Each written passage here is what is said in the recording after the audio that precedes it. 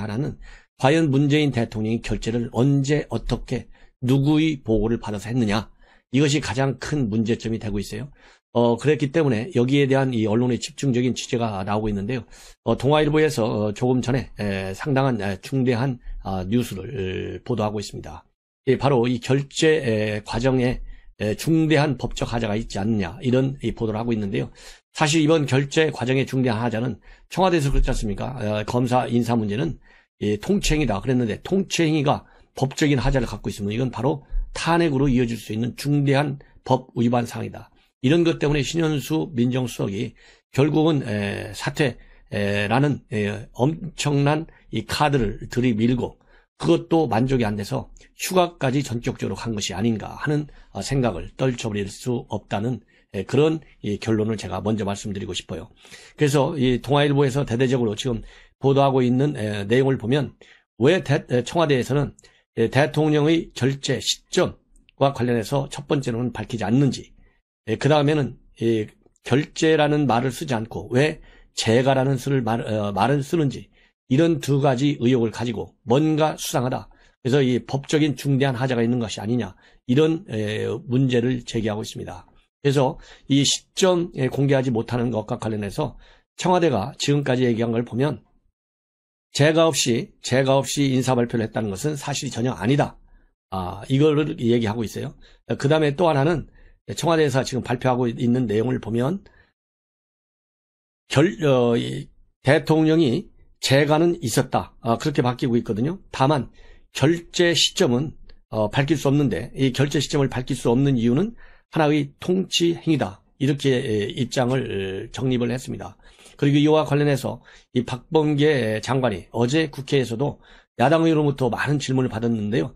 거기에 관해서 본인 의견은 일체 얘기를 안 하고 청와대 발표로 가름하겠다, 그 다음에 소상히 밝힐 수 없음을 양해해달라, 이렇게 얘기하고 있거든요. 그래서 오늘 동아일보가 지금 이 문제를 제기하고 있는 이 결재의 시점 굉장히 중요하다. 지금까지는 이 결재 시점과 관련해서 신현수 수석이 얘기한 것이, 이것이 바로 감찰상이라, 이것이 신현수 수석의 지인들을 통해서 알려지고 있는 내용이거든요. 그리고 신현수 수석의 평소 여러 가지 성격을 볼 때 단순히 본인 패싱했다는 거 하나만으로 사퇴까지 낼 일이며, 그거 하나만으로 감찰을 해야 된다까지 주장할 사람은 아니다는 겁니다. 그렇기 때문에 신현수 수석이 감찰해야 된다라고 주장을 하고 지인들에게 그렇게 밝힌 것으로 볼 때는 대통령 패싱이라고 하는 중대한 법적 하자 때문에 그런 것이 아니냐. 왜냐하면 임명권자가 대통령인데 말이죠. 이 검찰 관련 법에 그렇게 돼 있잖아요. 법무장관의 제청을 받아서 대통령이 임명한다, 그렇게 돼 있거든요. 그런데 대통령이 제청을 받기 이전에 벌써 지난 2월 7일 날 오후에 느닷없이 검사장급 인사가 언론에 공개돼 버렸어요. 그래서 기정사실화를 시킨 겁니다. 그렇기 때문에 중앙일보에서 지금 제기하고 있는 결재 시점에 대한 이 의미는 정치적으로 법률적으로 상당한 중대성을, 엄중성을 띠고 있다, 저도 그렇게 생각합니다. 더군다나 문재인 정권이 들어서서 뭐라고 했습니까? 이 박근혜 대통령의 세월호 7시간, 이게 얼마나 난리가 났어요. 그렇기 때문에 본인이 대통령이 되면 일정을 그야말로 10분 단위로 정확하게 공개하겠다. 그래서 실제로 공개한 사례가 많아요. 예컨대 중요한 것 중에 하나는 2019년도 4월에 우즈베키스탄을 방문할 적에 인사청문회 경과보고서가 채택되지 않았던 이미선과 문영배 헌재 재판관들 후보자 임명 안을 전자 결재를 했어요. 그리고 당시에 2019년 4월 19일 날 윤도한 대통령 국민소통 수석 비서관이 이 전자 결재 사실을 전부 공개를 했고 시간까지 밝혔어요. 낮 12시 40분에 제가했다, 이렇게 밝혔거든요. 그렇기 때문에 전자결단을 통해서 결제했다. 그리고 결제 시간은 12시 40분이다. 이렇게까지 밝혔는데, 왜 해필이면 우리 국민들이 그렇게 지금 관심을 갖고 있고 전국에 그야말로 태풍을 몰고 온 이 사안인데, 이러한 사안에 관해서 더 투명하게 발표해야 될 거 아니겠어요? 정부 여당이 야당일 때는 박근혜 대통령의 세월호 이 시간과 관련해서 분단위로 공개하라, 얼마나 난리를 쳤습니까? 그렇기 때문에 저도 똑같이 지금 현 집권당이 야당일 때 요청한 것과 똑같은 방법으로 현 문재인 정권은 이번 검사장 인사의 결재 전 과정을 투명하게 분단위로 전부 공개해야 공개해야만이 맞다. 그렇지 않으면요, 그동안에는 추로남불, 그 다음에 조로남불이 유행했는데 이거야말로 물로남불이 아니냐 하는 그런 비판도 받을 수 있다고 생각합니다. 그 다음에는요, 이 용어의 문제입니다. 이 공무원들 사이에서는요, 결제다, 뭐 재가다, 이런 말들이 있는데 공식적인 이 행정 용어는 결제예요. 예. 그런데 결제라는 용어를 쓰지 않고 재가라는 용어를 쓰고 있어요. 뭐라고 하고 있느냐면, 청와대에서 지금까지 밝힌 내용을 보면 대통령의 재가는 있었다. 재가 없이 인사 발표를 했다는 것은 사실이 아니다. 이렇게 얘기하고 있거든요. 그러면 재가를 누가 언제 누구로부터 보고를 받아갖고 대면 결제를 한 것인지, 아니면은 앞에서 헌재 재판관들 결제하듯이 전자 결제를 한 것인지, 그리고 결제를 할 때 대통령은 뭐라고 얘기를 했는지, 이런 것들을 발표해야 될 거 아니에요?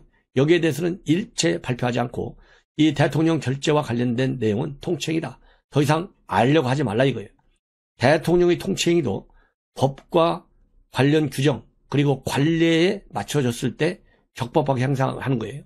감사원에서 이번에 월성원전 감사 왜 했습니까? 국가 정책의 결정 과정에 적법성이 있느냐 없느냐 이걸 따지는 거지 않습니까? 적법성을 결여했기 때문에 검찰에 넘겨서 검찰이 지금 수사하고 있잖아요. 그렇기 때문에 지금 법으로 정해져 있는 대통령의 인사권이 적법하게 행사되지 않았다. 그러면은 이것은 불법인 거예요. 지난번에 추미애 장관이 윤석열 총장 징계 결정을 했잖아요. 징계 결정 과정의 절차의 중요성을 문재인 대통령 본인이 강조했지 않습니까? 절차적 정당성과 그다음에 공정성을 확보해라.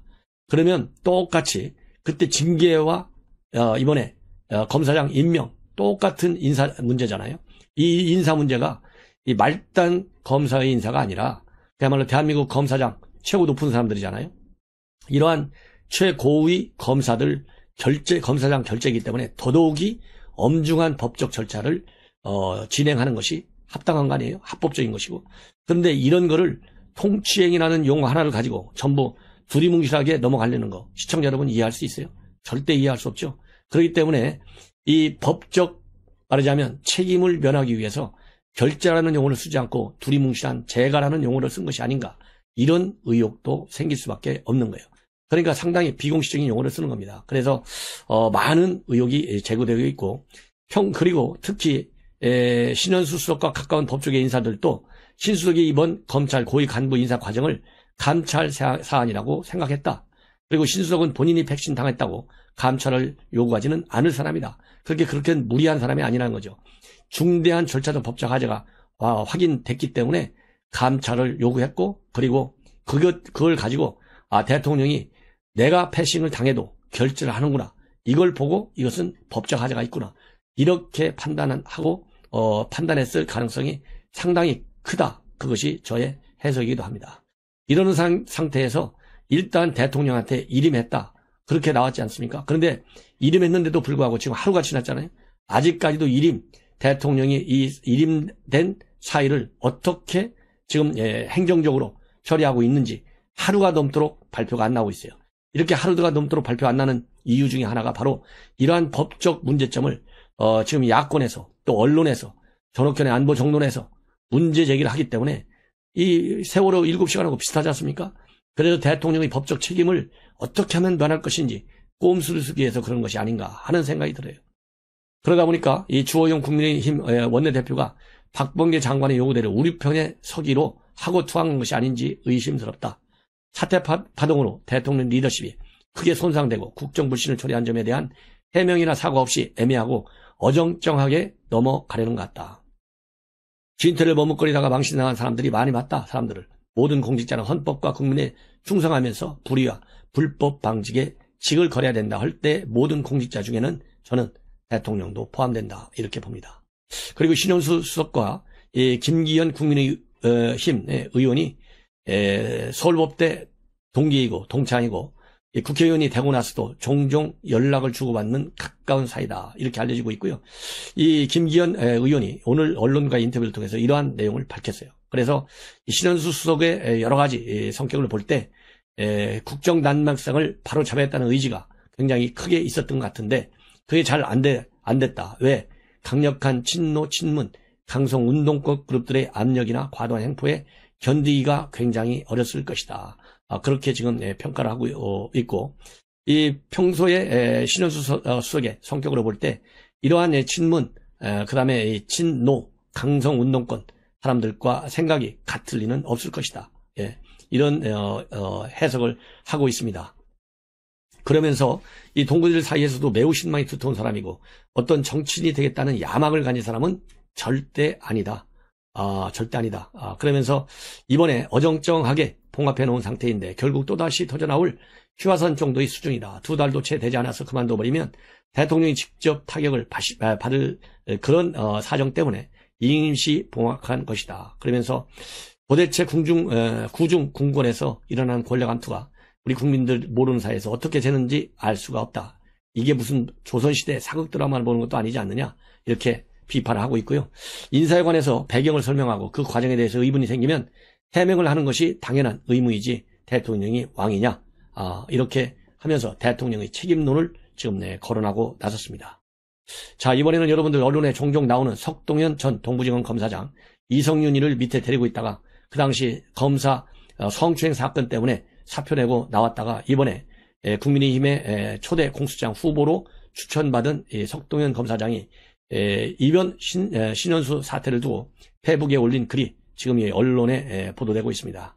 이번 사태로 인해서 새로운 개미구멍 하나가 결국은 생기게 됐다. 이 개미구멍, 큰 둑도 개미구멍으로 시작해서 무너지게 된다. 이렇게 보고 있고요. 해석하면서 이번에 박범계 법무를 앞세운 여당 강성파의 정권 반탁론 인사 그리고 검찰 해제 작전이 일부라도 저지된 것은 천만다행이다. 신현수 민정수석이 사실상 대통령에 맞서는 결기를 보이고 윤석열 총장 인사 관련 요구한 사항 중 한 가지라도 관철된 것은 그나마 다행이다. 그러면서요, 4년 내내 계속된 문정권과 586 주도 세력들의 무법천지 독주가 청와대 내부 핵심 수석의 담대한 반발에 의해 차단된 첫 사례라는 점에서 의미가 있다. 이렇게 평가하고 있습니다. 그 일로 인해서 문정권은 결코 간단치 않은 내상을 입었고 어제 새로운 개미구멍 하나가 만들어진 것이고 앞으로도 계속 생길 것이다. 그래서 앞으로 제2, 제3의 이런 사단이 벌어질 가능성을 제기하고 있는데요. 제가 말씀드린 대로 이번 서울시장 선거에서 또 이 부산시장 선거에서 야권이 이기게 될 경우에는 공익제보 성격의 폭로가 계속 이어질 가능성이 커진다. 이렇게 저는 보고 있습니다. 자, 그 다음에는요, 최강욱 여러분들, 신조국의 핵심 인사죠. 조국 아들한테 가짜 인턴 증명서를 떼어줘가지고 지난번 1심에서 유죄 판결을 받은 사람입니다. 이 최강욱이가 오늘 또다시 서울중앙지법 성백현 원로 폭간으로부터 유죄 판결을 받았어요. 뭐냐면 이 작년 선거 때 민주당 열린민주당 비례대표로 해서 당선이 됐잖아요. 당선되니까 문재인 대통령이 축하 전화를 걸어왔다. 그래서 7분 정도 통화했다. 이렇게 열린민주당이 발표했어요. 이런 발표와 관련해서 어느 모 일간지 기자가 그거 사실 아니다. 문 대통령이 전화 걸어온 게 아니고 이 최강욱이가 먼저 전화를 요청해서 전화가 온 것이다. 이렇게 했더니 이 기자가 가짜 뉴스였다. 허위사실 유포했다. 이래서 손해배상 소송 제기를 했는데요. 오늘 이 성백현 원로 복관 원고 패소 판결을 내렸습니다. 그리고 소송 비용은 원고가 전부 다 부담하라 이렇게 내렸어요. 이걸 보면 역시 최강욱이는 국회의원 되지 못할, 국회의원 될 만한 자질이 부족한 사람이 되다 보니까 이렇게 좌충우돌하고 있는 상황에 처해 있다. 이렇게 저는 생각이 됩니다. 자, 그리고 또 하나 중요한 것은요. 여러분들 북한 남성 지난 2월 16일 날 넘어왔는데요. 오늘 합참에서 발표를 했는데 합참 발표 여기에 대해서 국민의힘 제대로 좀 비판 좀 하십시오. 지금 합참 발표 내용을 보면 이 해엄 기수는 했는데 여러 가지 제가도 말씀을 드렸잖아요. 이 해필이면 말하면 보강 조치를 하지 않은 배수구 48개 중에 1개를 어떻게 찾아갖고 왔으며 해류는 북쪽으로 흘러갔는데 6시간이나 어떻게 해온이 수온이 8도나 되는데 6시간 동안 수영을 계속했다는 것이냐. 그리고 수중 또 이 추진기까지 달고 왔다. 오리발도 있었다. 잠수복도 있었다. 특수요원이 아닌가 저는 문제 제기를 하고 있습니다. 그런데 오늘 발표된 내용을 보면요. CCTV에 무려 10번 포착이 됐어요. 그리고 경고음이 2번이나 올렸어요. 그럼에도 불구하고 놓쳤어요. 이걸 어떻게 생각하십니까? 그리고 또 이 담당 이 부대인 22사단장은 북한 남성이 포착된 지 30분이 지나서야 보고를 받는 어처구니 없는 일이 벌어졌습니다. 자, 이 정도가 됐는데요.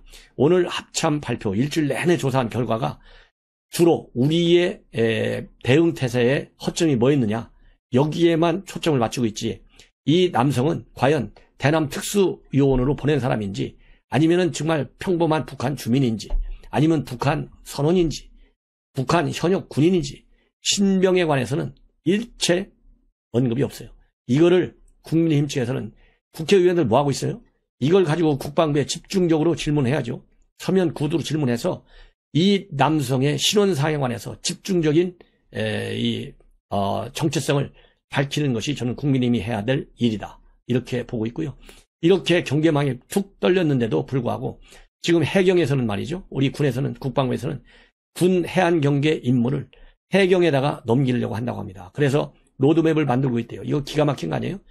군이 제대로 지금 못한 경우가 한두 번이 아니잖아요. 그런데 이걸 경찰에다 넘긴다? 누가 만세 부르겠어요? 김정은이한테 만세 부르는 거예요. 김정은이 만세 부르는 조치만 취하고 있는, 그러니까 우리의 대북 안보 태세를 의도적으로 무너뜨리는 이 문재인 정권의 이 실정, 이러니까 미국 지금 정부가 난리가 난 거예요. 미국 정부가 이 바이든 행정부가 문재인 정권 신뢰할 수 없다, 이런 비판을 하는 겁니다. 정말 큰일 났어요. 그래서 우리 시청자 여러분들께서 정말 두 손을 맞잡고 이 안보를 무너뜨리는 문재인 정권 제대로 심판할 수 있어야 되겠다는 생각이 듭니다. 자, 또 하나 말씀을 드리겠는데요. 오늘 조선일보에 김대중 칼럼에 나와 있습니다. 야당에는 인물이 없다, 이렇게 질문하는 그런 반어문의 칼럼을 싣고 있어요. 그래서 보수정당 노세에서 인물이 없다 혀를 차면서 여당의 권력 꼭두각시들에 대해서는 아무런 말이 없는데 4월 보수는 인물 선거가 아니다, 여냐 아니면 야냐를 기준하는 선거야 된다. 그래야만이 이번 선거는 문 정권의 운명뿐 아니라 좌파 정권에 주는 국민의 경고라는 점에 결정적 의미가 있는 만큼 이제 핵심은 야당에 누가 이기느냐, 그 사람이 인물이냐 아니냐, 이런 걸 따지지 말고 반드시 국민의 힘이 이기는 선거가 돼야 되겠다, 이런 결론을 내리고 있습니다. 그래서 우리 시청자 여러분들께서도 이 조선일보 김대중 칼럼을 한번 읽어보십사, 제가 권고하고 싶습니다. 자, 그리고 또 한 가지, 백기환 장례식 때는요, 여권이 아무 말도 안 하고 있었잖아요. 잘 아시지 않습니까? 그런데 3.1절을 맞이해서 야권에서 대대적인 3.1절 항의 집회를 하려고 그래요. 이 주도하고 있는 단체는 우리 공화당, 그 다음에 김경재 전 한국자유총연맹 총재가 주재하는 문재인 체포 국민특검단 집회입니다. 이 집회와 관련해서 서울시가 난리 났어요. 절대 불안한다. 경찰도 마찬가지입니다. 민주당도 난리가 났어요. 집회 처리하라. 자, 이런 또 이 물론환불, 여러분들 우리가 이미 짐작을 하고 있었지만은 심한 거 아니겠습니까? 그래서 3.1절 집회, 지금 경찰, 서울시, 민주당, 청와대도 또 이제 한마디 하겠죠. 작년에 개천절, 그 다음에 광복절 때 문재인 대통령 반사회적 범죄 하지 말라 했잖아요. 이번에 또 한마디 할 겁니다. 그래서 이런 거에 개의치 말고 우리가 이 법의 심판을 다시 한번 받아서 행정법원에 가처분 신청을 내서 제한된 규모라도 반드시 항의를 집어야 되겠다. 그래서 코로나 때 문재인 패싱, 이 두 가지의 논란이 있었습니다. 그런데 신현수 패싱은 확실하게 사실인 것으로 보이는데, 문재인 패싱에 대해서, 그러니까 무슨 얘기냐면 2월 7일에 박범계 전 법무부 장관이 검사장 인사를 발표하면서 발표하기 전에 문재인 대통령의 결재를 받았느냐 안 받았느냐, 이게 이제 만약에 그 전에 안 받고서 발표를 했다고 한다면 문재인 패싱이 되는 것이고, 그 이후에 그 전에 받았다고 한다면 문제가 깔끔하게 해결이 됩니다. 그렇게 되면 문재인 패싱론은 쏙 들어가고, 그 다음에는 이제 자 그럼 신현수 패싱이 사실이 아니냐, 이렇게 지금 초점이 모아질 텐데, 청와대의 설명을 들어보면 신현수 패싱 부분에 대해서도 언급이 없고, 그렇다고 문재인 패싱 부분에 관해서도 아니라고만 얘기하지 그 결재 시점을 밝히질 못하고 있습니다. 못하는 건지 안 하는 건지 안 하고 있습니다. 근데 왜 이럴까? 이런 것들이 굉장히 궁금해지는 대목이죠. 그래서 대통령 패싱이라고 하는 것은 뭐냐면, 이 발표를 예고한 시점이 있습니다. 일요일 날. 이것도 굉장히 궁금하죠. 왜냐하면 검사장 인사를 일요일 오후에 발표하는 경우가 거의 없습니다. 제 기억에도 없고 기록상 찾아봐도 일요일 오후에 발표한 적이 없거든요. 근데 일요일 오후에 갑자기 발표했다. 발표한다는 걸 예고한 시점은 2월 7일 낮 12시쯤이고요. 그때 뭐라고 얘기했냐면 1시 반쯤에 검사장 인사가 있다. 이렇게 하고서 실제 1시 반쯤에 검사장 인사를 발표를 했습니다. 왜 굳이 일요일 날 발표를 했을까? 이런 것들이 이제 의문부호로 남는 거고요. 그 다음에, 자, 그러면 이것이 이제 문재인 패싱론의 그 핵심 쟁점은 이것이 문재인 대통령의 결재를 받기 전이다, 후다, 뭐 이거거든요. 그럼 여기에 대해서 이 검찰 인사라는 게 1년에 대략 한 2번 정도 있지 않습니까? 뭐 1월달과 7월달쯤에 있는데, 그때 보면 우선 그러다 보니까 일상적인 인사 업무입니다. 그렇죠? 이게 뭐 대단히 중요한 무슨 비상 상황이거나 뭐 이런 것도 아니고요. 그리고 국가 안위가 걸린 대단한 무슨 기밀이거나 뭐 이런 것도 아닙니다. 왜냐하면 어차피 시간 문제거든요. 뭐 며칠 날 발표한다. 2월 7일에 발표하나 2월 8일에 발표하나 뭐 마찬가지 아니겠습니까? 어차피 검찰 인사 다 예고된 거고 다 아는데 내용만 모를 뿐이지. 내용이야 뭐 2월 7일 날 발표하는 거 8일 날 발표하는 게 뭔 그렇게 차이가 있겠습니까? 그런데 그러니까 일반적인 검찰 인사라는 건 기밀사항도 아니다. 그러니까 그거를 못 밝힐 이유가 없다. 결재 과정을. 국가 기밀이라면 모르지만 이런 의문이 드는 겁니다. 그런데 안 밝히고 있는 거죠? 안 밝히고 있어요. 이렇게 얘기합니다. 자, 대통령의 재가 시점 등에 대해서는 언급하지 않겠다. 대통령의 인사 재가 과정은 통치 행위에서 낱낱이 공개하는 것은 적절치 않다. 청와대가 이렇게 얘기하고 있습니다. 그리고 어제 법사위원회에서 박범계 법무부 장관은 또 이렇게 얘기합니다. 그에 대한 질문을 계속하니까 청와대 발표로 가름한다. 또는 소상히 말할 수 없다. 이런 식으로 얘기하고요. 그리고 아까 제가 말씀드렸지만 청와대에서는 대통령의 재가가 있었다. 재가 없이 인사발표를 했다는 것은 사실이 아니다. 이 정도만 얘기하고 있습니다. 그럼 결재냐 재가냐 이런 것들이 또 좀 문제가 되겠죠. 결재와 재가는 어떻게 다르냐. 뭐 대략 비슷한 말로 쓰이고 결재보다는 재가가 좀 더 폭넓은 개념이 아니냐. 이제 이런 게 일반적인 국어 사전적인 해석입니다. 거기다가 재가라고 한다면 약간의 전근대적인 표현의 일종이다. 이렇게 지금 설명을 하고 있는데 그냥 법률적으로 본다면 이런 거라고 합니다. 대통령이 인사안에다가 직접 사인을 하는 것, 이게 결재. 그러면 이거는 결국 법적 효력을 갖는 통치행위다. 이거는 뭐 헌법이나 뭐 이런 데 보면 다 있다는 거 아닙니까? 거기에 관계 국무위원이 부서를 하는 것으로 돼 있다는 거죠. 그런데 이거는 이제 과거식 개념이고 요즘엔 전자결제라는 게 있지 않습니까? 전자결제로 하면 거기다가 대통령이 사인을 하면 되는 것이죠. 전자결제도 있고 대면결제도 있으니까. 그런데 이에 비해서 재가라는 것은 직접 사인을 하지 않더라도 좀 넓은 의미에서 인사안에 대해서 비공식적 승인. 그러니까 뭐 예를 들어서 구두결제 뭐 이런 표현은 원래 적합하지 않죠. 구두로 하면 법률상 그 문서의 효력이 발생하지 않습니다. 법률상 효력이 발생하는 것은 헌법과 법률에 따라서 직접 문서로 해야 됩니다. 전자문서, 문서죠.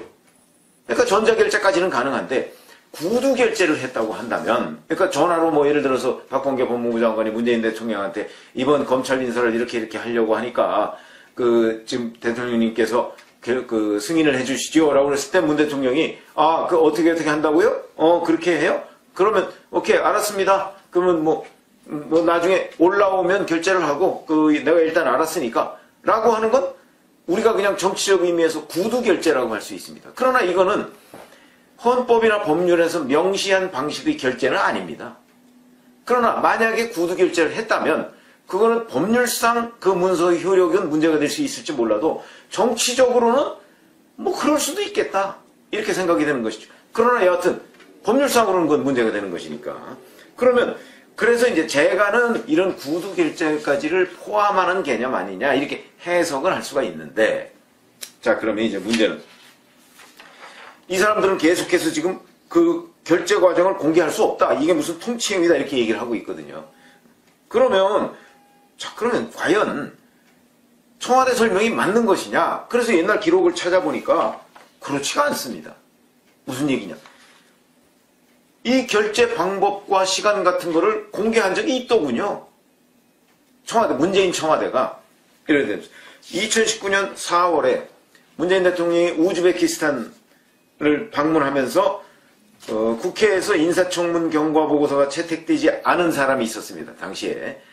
그런데 그러니까 이미선, 문형배 두 사람의 헌법재판관 후보자 그 임명안이 있었죠. 이걸 전자결제를 했습니다. 우즈베키스탄 방문하는 중에 국회에서 그거 방문하고 와서 결제해도 되는데 무엇이 그리 급한지 했습니다. 그게 2019년 4월 19일인데 이 당시에 윤도한 국민소통수석이 뭐라고 얘기를 했냐면 발표를 이렇게 했습니다. 문 대통령은 낮 12시 40분 한국 시간으로입니다. 12시 40분 두 후보자의 임명을 재가했다. 이때도 보면 청와대는 재가와 결제를 혼용해서 쓰는 것으로 보입니다. 전자결제로 한 것이죠. 문 대통령은 헌법재판관의 공백이 하루라도 발생하는 것을 막기 위해서 국빈 방문 중인 우즈베키스탄에서 전자결제를 통해 두 헌법재판관의 임명을 결재했다. 또 이때는 또 결재라는 표현을 썼습니다. 자, 어쨌든 이런 식으로 결재냐 재가냐 뭐 이건 큰 의미는 없지만 여하튼 좀 더 폭넓은 의미의 재가의 표현도 쓰고 결재라는 표현을 썼을 때도 있습니다. 그런데 어찌됐든 간에 시간을 이렇게 얘기를 했습니다. 몇 월 며칠 몇 시에 방법도 얘기했습니다. 전자결제의 방식으로 결제를 했다 이렇게 얘기를 했습니다. 자, 그럼 그때와 지금이 어떻게 다르냐 이런 것이죠. 그때와 지금 헌법재판관 후보자 2명에 대해서는 결제 시점과 방법, 시간까지 다 공개를 했는데 그런데 검사장 인사안의 결제 방법과 시간에 대해서는 왜 공개 못하냐. 비중으로 보면 헌법재판관 후보자에 대한 결제가 어찌 보면 더 중요하다고 볼 수가 있겠죠. 검사장 인사보다. 헌법재판관 후보자는 몇 년에 한 번씩 있는 겁니다. 그 결제하는 거는.